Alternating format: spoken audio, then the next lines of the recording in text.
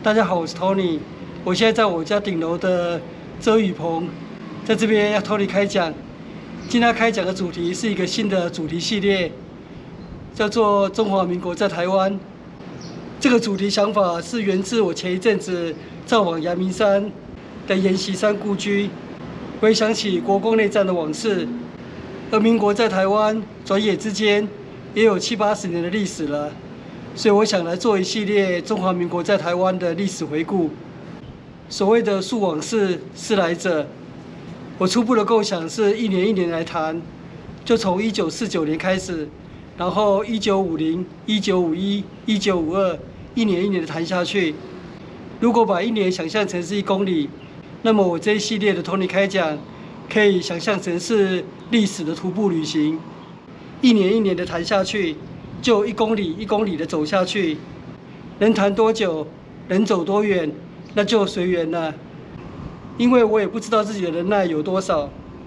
不过，正如我在60岁的时候走过30公里的徒步旅行，我当时要出发的时候就告诉我自己，如果走不下去，那就中途撤退，这没什么好羞耻的，也不可悲。而可悲的是没有尝试的勇气。所以我现在就出发了。开始中华民国在台湾的历史徒步旅行。当然，要短短1集10分钟左右的视频来谈1年之内的历史是很不容易，特别是1949年这么重大的一年，时间当然不够。所以我会省略很多历史细节，只取重点，或是专注在某一事件上来做评论及发表我个人的感想。1949年是中华民国在大陆的最后一年。也是中华民国中央政府来到台湾的第1年。这一年，中华民国在大陆的局势可以用土崩瓦解来形容。1949年1月10日，国共打了将近2个月的徐蚌会战结束。这是国共内战的3大会战之一，双方在华东的黄淮平原决战。当时国军最精锐、配备美元装备的部队，却在这场战役中被共军消灭。国共内战的局势在这场战役之后完全逆转。这时，国民党内主和派势力抬头，主张国共和谈，希望至少能够偏安于长江以南，以保住半壁江山。当时，蒋介石只好于1月21日宣布隐退，辞去总统职务，以促进国共和谈。蒋介石在隐退之前，已先于1月5日任命陈诚为台湾省政府主席。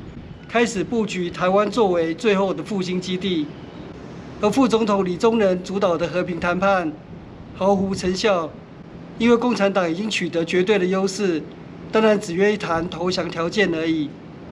于是和谈破裂，而国民党的谈判代表更有人在和谈的时候直接投共。4月21日，共军渡过长江，接着占领中华民国首都南京。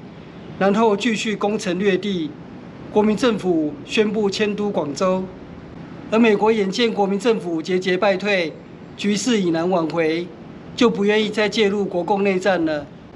而于8月5日发表中美关系白皮书，为其调停国共内战失败及中国政策辩护，认为由于中国国民党自身的腐败与不得人心，导致在内战中失败。并表示美国已尽力提供援助，国共内战最终失败是国民党的责任，所以美国不再介入国共内战，也不愿意再提供军事援助给国民政府了。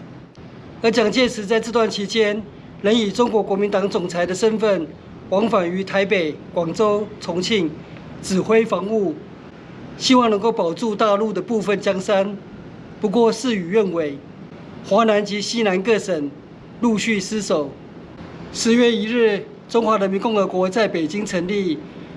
10月25日，2万共军从金门古林头登陆，进攻退守在金门的国军。登陆之后遭国军消灭，史称古林头大捷。从此，金门成为中华民国在台湾的反共最前哨，被誉为是反攻大陆的跳板。11月14日，蒋介石飞往重庆。亲自督导防务。11月29日，共军逼近重庆近郊。11月30日，蒋介石从重庆飞往成都。共军攻下重庆之后，继续朝成都前进。12月5日，中华民国代理总统李宗仁从香港飞往美国，将职务由行政院长阎锡山代理。12月7日，阎锡山宣布迁都台北。12月8日，阎锡山飞抵台北，正式展开中华民国在台湾的历史。不过，迁都台北这个影响历史的决策，事实上阎锡山只是遵循蒋介石事先的决策而已。阎锡山是执行者，而非决策者。12月10日，共军已经逼近成都，于是蒋介石从成都搭飞机飞往台北。这是他最后一次从天空中俯瞰中国大陆的江山。所谓的万里江山，别时容易见时难。从此，蒋介石再也没有机会踏上中国大陆的土地，而是命运与台湾紧密地结合在一起了。而台湾方面，陈诚在1949年1月就任台湾省政府主席之后，首要的任务就是稳定台湾的经济及防止共产党渗透台湾。1949年5月20日，陈诚发布台湾省戒严令，开始在台湾地区实施戒严。而他自己恐怕也没有想到，这个戒严令后来实施了38年，直到1987年7月15日凌晨起才解除戒严令。这个戒严令曾经被批评为史上最长的戒严令，长达38年。台湾省戒严令的实施，也是台湾白色恐怖时期的开始。而这一年6月15日，台湾发行新台币，以4万旧台币兑换新台币1元。